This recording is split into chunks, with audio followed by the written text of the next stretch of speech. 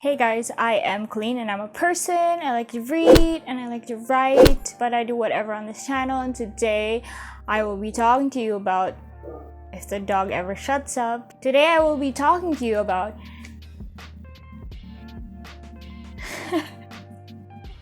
it's the ass crack of dawn, literally. It's not the sun isn't even up yet. I don't know why there's so many noises all around. Today I will be talking to you about romance novel tropes.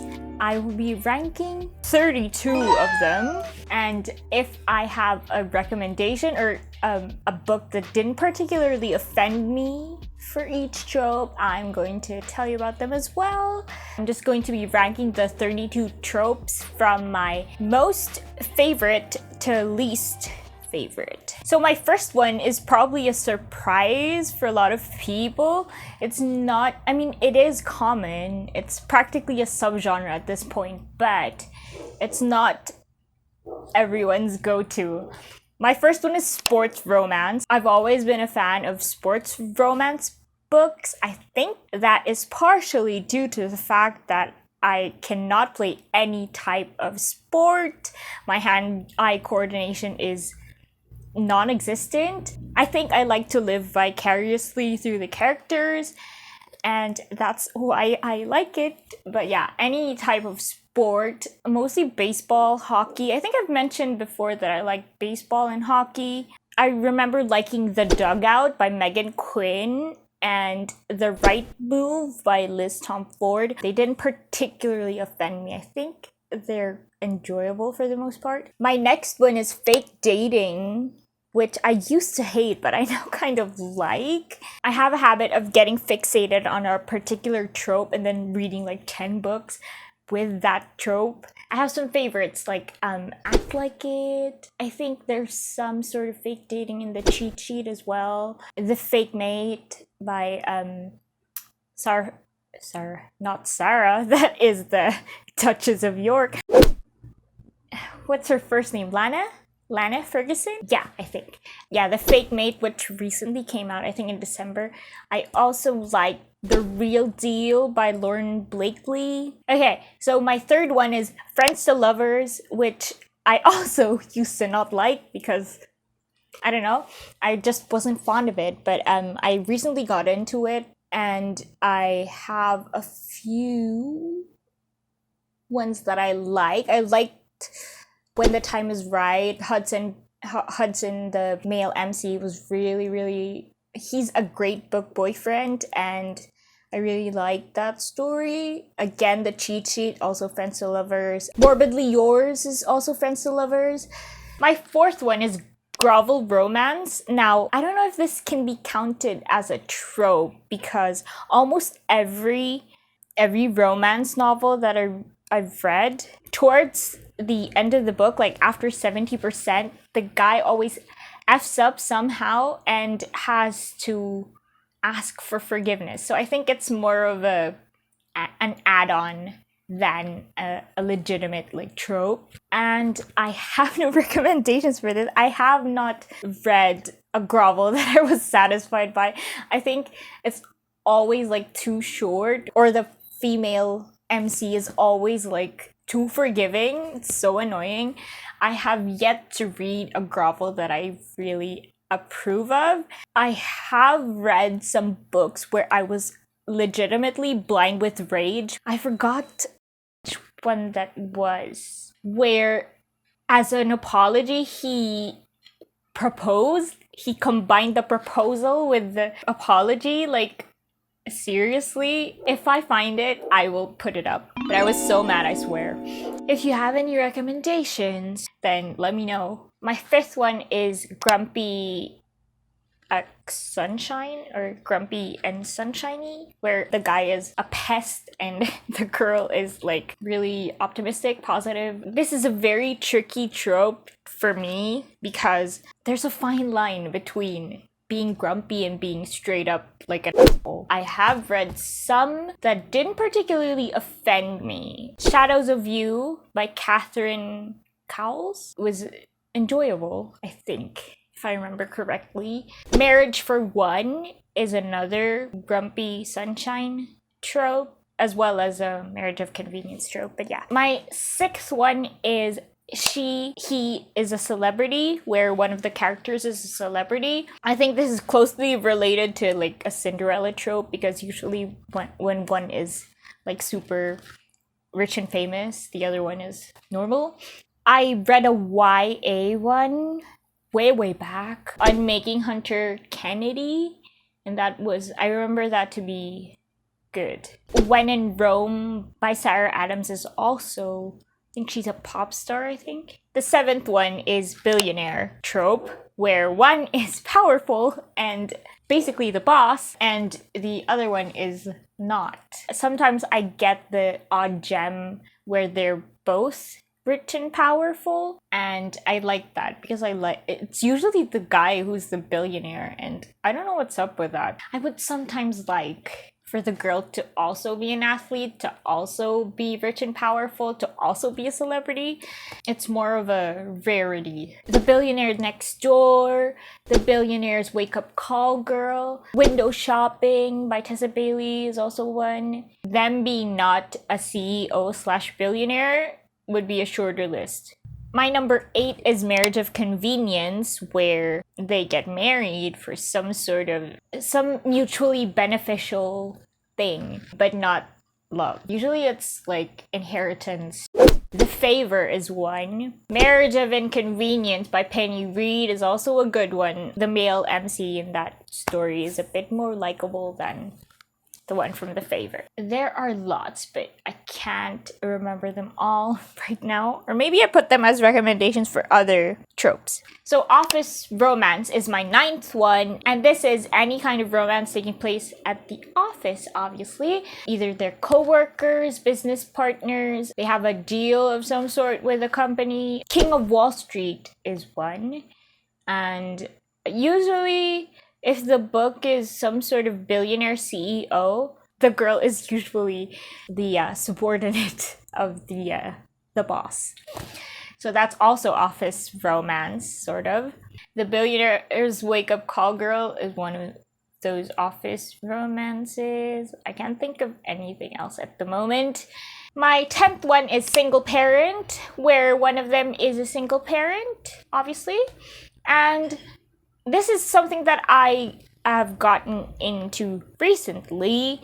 1% of You, Michelle Gross, is one. Emma Chase's Sustained is sort of single parent. Under this trope, there are sometimes circumstances where they're not the biological parent. Either they've taken custody, they're the guardian of the child, that's also single parent. Sustained, it's a guardian thing. This Is Forever by Natasha Madison is also one. I think that was good, if I remember correctly. Okay, my 11th one is Sworn Off Relationships. It's a trope, but it's, again, like Grovel. It's kind of an add-on, because usually at the start of these books, one of the characters, one of the mains, has this big declaration that they're not gonna date anymore, or they go through a breakup and they swear off any kind of intimacy or relationship. But of course, it's a romance book, so it's gonna happen anyway, but they declare it nonetheless. What is this? It's a Christmas book. She moves to the middle of nowhere and opens a trinket shop. I think she swore off relationships at the start of the book. But yeah, you get it. I wrote Enemies to Lovers as the 12th. I think that this should be lower on the list, because I didn't like Enemies to Lovers for a long time. Again, because I don't like when the guy is an asshole. Even at first, even if he changes, there's just some kind of language that I do not tolerate from my book boyfriends, even if they're going to magically have a change of heart or a change of personality.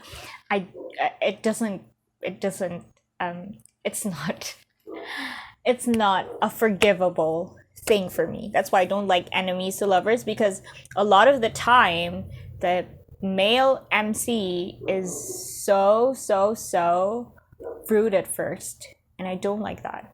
I don't know why I put this at the 12th. Maybe because I've been reading a lot of Enemies to Lovers recently. Faking Christmas by Cindy Steele is one. What's Not to Love is one. Wallbanger is one. I'm reading The Spanish Love Deception right now, and I think that's one as well. My 13th is Forced Proximity. This is one of those add-on tropes again, because most of the time there's a part of the book where there's only one bed or they're forced to spend time. I think it's more of a tool or like a device that authors use to develop the relationship in the book. So yeah, I don't have a particular recommendation for this because again, I see it as an add-on. 14th is Home for the Holidays. This is basically most of the books that are Christmas themed. Snowed In is one of those books. Next one is Best Friends as Sibling. I don't know why I didn't put any recommendations for this one. A lot of sports romances are like this, where it's their teammates' sister or the captain's daughter, some sort of relation. There's always some sort of circumstance like that. I'm sure you know, I'm sure you've read that book several times. Next one, 16th, is Insta Love. Again, this is one of those devices that are put in with a bigger main trope. Hard to Lose by Kay Bromberg is one. I think one of Kim Harrington's sort of suspense/romance books is like this as well. This is very common, Insta Love. In fact, this is something that a lot of readers complain about when they find out that the book that they're reading is Insta Love. If it's done right, I think it's okay, but it's rarely done right. 17, Accidental Marriage. This is the drunk night in Vegas, wake up married sort of trope. I think a lot of movies are like this, but in books, I kind of like it. It's okay. It wouldn't necessarily be my go-to if I'm just like browsing. I wouldn't really go for Accidental Marriage because yeah, it's number 17. It's not really high on my trope list, but it's okay. I read it if it's there. Put Me in Detention by Megan Quinn is like this. Her Accidental Husband, Mallory's, her last name, I forgot her first name. Unrequited Love is my 18th trope. Again, it's more of a device. One of the mains usually assumes that their feelings are not reciprocated, but they turn out to be wrong. A lot of fake dating ones are like this. Off the top of my head, Hang the Moon by I forgot the author's name, but I'll put it up. Is like this. Arranged Marriage is my 19th one. I don't have a particular recommendation for this one, but I think I have read a lot of this one. This is basically they get married, not necessarily for love. It's not to be confused with Marriage of Convenience, because Marriage of Convenience is most of the time decided by the mains themselves. Arranged Marriage, sometimes they're not in control, sometimes they're the daughter of a king or something and they're being married off for political reasons, being pawned off to another kingdom or something. Arranged Marriage, it's very an older concept, and usually romantasy books are like this. A Changed Playboy, a reformed rake, if you will. And I believe the Daphne's book of the Bridgerton series is like this. When I read billionaire books, usually there's some sort of playboy. Of course, if they meet the one, they will change.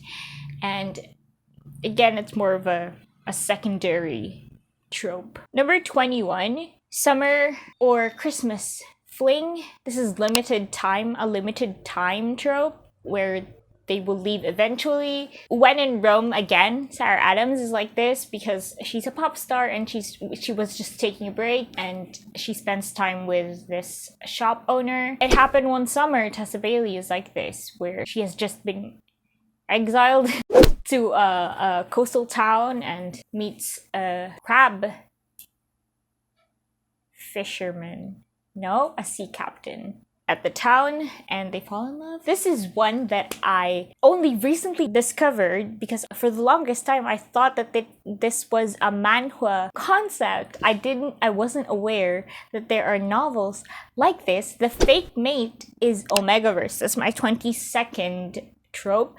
Omegaverse is basically fantasy element in a romance where people are divided into alphas, betas, and omegas. Usually alphas have a particular, more aggressive, more associated with success kind of people, and usually their soulmates are omegas, or they're most suited to omegas, and betas are just like the middle ground, sort of normal humans.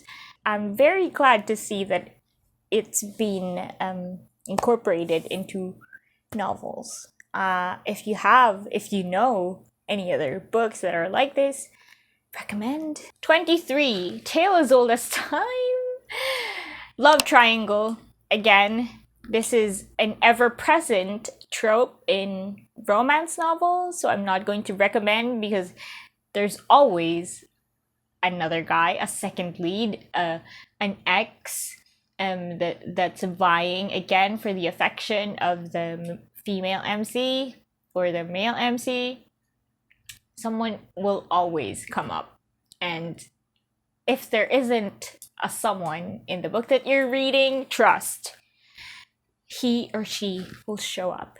24th one is Wedding. This is the best man maid of honor, runaway bride, they met at a wedding, anything related to weddings. I don't know if I should be recommending this because I didn't like it. My favorite, Kidnapper, they met at a wedding. The Invitation by V. Keelan is like this. Runaway Love by Melanie Harlow is like this. My next one, my 25th, is Amnesia trope. This is also one of those older Tale as Old as Time tropes. I don't think amnesia trope is as prominent anymore. I actually have been trying to remember one of my recommendations. I forgot what it was called. I can see the cover in my mind's eye, but I can't remember. He's a prince and he lost his memory. If I remember, I will put it up. My 26th is Cinderella, or a fairy tale retelling. Usually if it's a fairy tale retelling, the title would suggest that it's a fairy tale retelling. All men are frogs. The Cinderella rich poor trope is more ever present than if it was like a blatant fairy tale retelling, but I associate the two anyway. Again, if it's a rich CEO billionaire trope and the other one, the other main character is normal, that's usually a Cinderella trope anyway. Usually if it's just a fairy tale retelling, you cannot miss it because the title and the book cover art will make it clear. 27 is Revenge Plot, again an add-on trope, usually mixed with something else. A revenge plot, as I see it, is when they have very, very dark plans for their love interest. Second chance romances are sometimes like this, where they plan to hate their love interest, their future love interest, or like it's an ex and they plan to make them fall in love and then break up with them, and then it goes south, or not south because they fall in love. My 28th one is Pen Pal or Secret Identity trope. This should have been my 12th, and Enemies to Lovers should be 28. I like Secret Identity trope. I like the thrill of it. Again, the Billionaire's Wake-Up Call girl is like this. It's not Pen Pal, but she is basically a human alarm clock for the CEO.